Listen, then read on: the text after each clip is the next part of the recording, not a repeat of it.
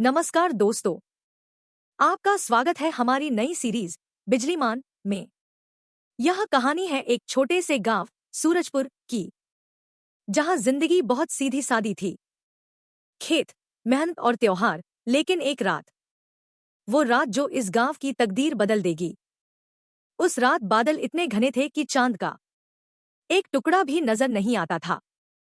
हवा इतनी तेज थी कि पेड़ों की शाखें टूट टूट कर गिर रही थी।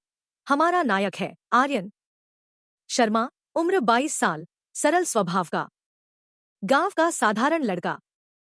किसान परिवार से था, पढ़ा लिखा था, लेकिन नौकरी नहीं थी। माँ के लिए खेती करता था, गांव में सबकी मदद करता था। उसी गांव में था एक और लड़का, विक्रांत राणा। वो भी 22 साल का था, लेकिन दोनों में जमीन आसमान का फर्क था। विक्रांत का मन हमेशा से लालची था।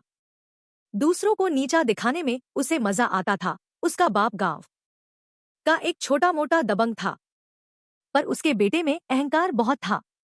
उस रात आर्यन नदी किनारे गया था अपने दोस्त को खोजने, और उसी वक्त विक्रांत खेत के रास्ते से वापस लौट रहा था। अचानक आसमान से एक तेज रोशनी निकली।